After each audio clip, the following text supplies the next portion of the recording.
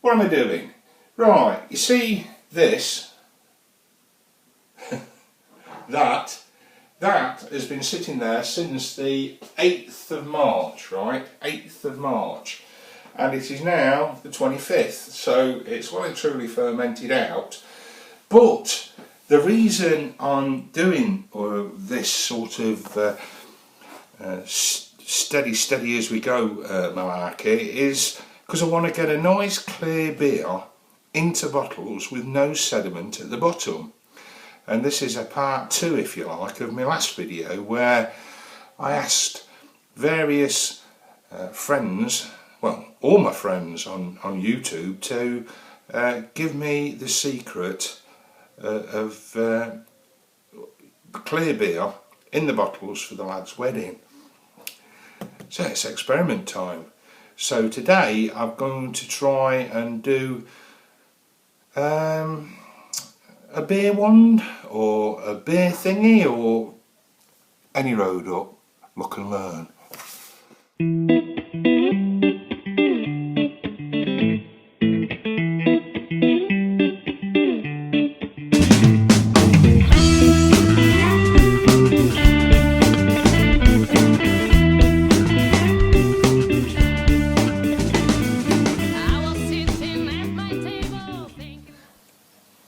Any road up, I've had some great ideas from my fellow Brewtubers, and one was the, so I can show you, the screw-in malarkey that goes into the top, and Gash Suggs did a video on how to do this, and I thought, brilliant, cracked it, that looks good.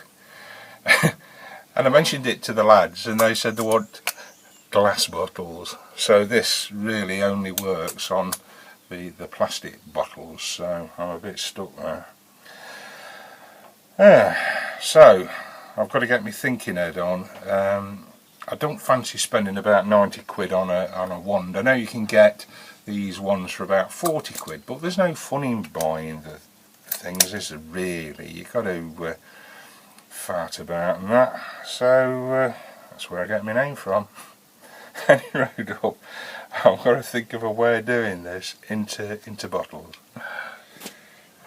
Now, thinking about this logically, if that's possible, the beer one, from what I can gather, there's like 2 pipes that go down to the bottom of the bottle, one of which blows CO2, and I'm assuming that the CO2 is heavier than normal air that we breathe.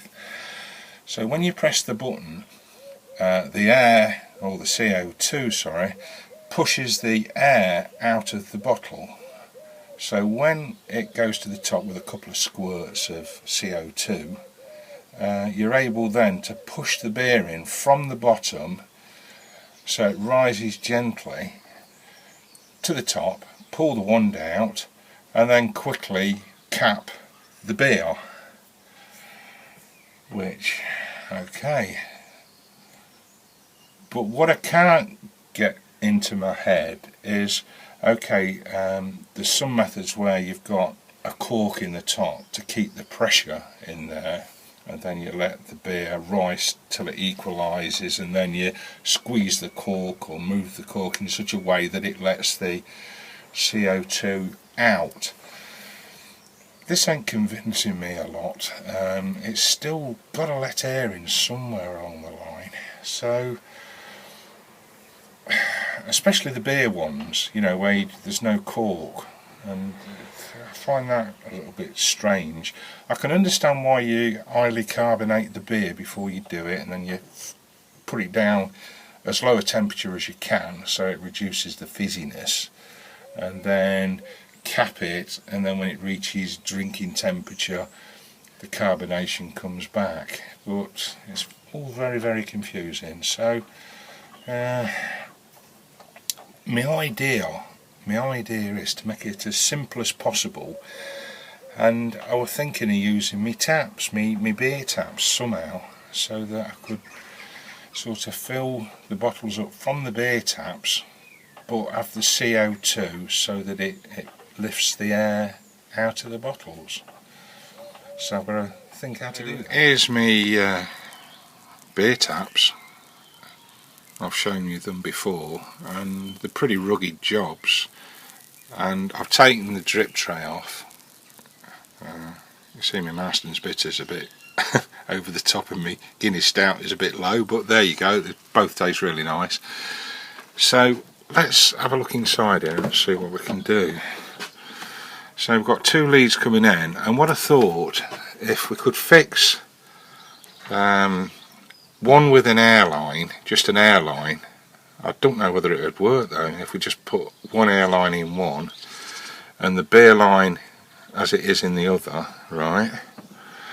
And then somehow get a tube from there and a tube from there, and put a T section in the middle, and then the one with the, not the air, the CO2, give it a whoosh, quick dub with that, if it'll hold the CO2, and then that will get rid of the air out of the bottle, and then use that one, because I can't see it going up there. If it's T section, it's got to go down, isn't it? Because that's got a stopper in it, and also there's the pressure of the CO2 in there, and then whack it down into a bottle down at the bottom with just one line going in. So if you like, you've got the CO2 going in, and then the beer going in into the bottle, and I'll see. I'll have a think about it and see the best way of doing it and see if it'll work. Now, looking at the back here, what I thought I'd do is utilise the gizmo that I've got, right? You can use this for multiple things, I think, clearing beer lines, etc. There's loads of videos up there showing you how to use that. But another thought was, here's me gas inlet pipe, just whack the bugger in there, like that, and then put a small piece of pipe, beer line on that, and then whack it into one of these.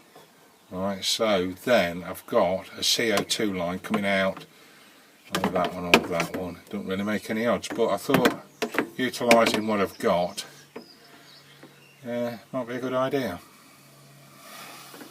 What I thought I'd do is get hold of one of these John Guest, I think, T section, and put a little bit of line either in that one or that one, don't matter which, because I can twizzle them round, because these unclip. So that will save me. I can leave this in situ then and use it for line cleaning as well. So that's my next step, to put a bit of line in between that and the other. And I've got my wife's air dryer to warm up the pipe, so I can get a nice fit on that. What I've done now, I've fixed the T section in between the tap and the disconnect for the CO2 in the keg, and then that'll keep the pressure okay in the keg. And then I'm going to drop one down there, and what am I going to do with that? I don't know what I'm going to do with that. What do I need that for? Do I need that? I don't know whether I need that. Let me think about this. I need that because that is the CO2 coming in from the tank, so it'll T section off into that bit, and also into the keg. hopefully. So what I'm going to do, I'm going to whack that down onto the keg. It's not fixed in yet, and we'll watch the beer run all the way and knacker everything up. So let's try this. It'll be a laugh. So it's quite high pressured, this. Oops, we ain't sealed that up yet. Hang about.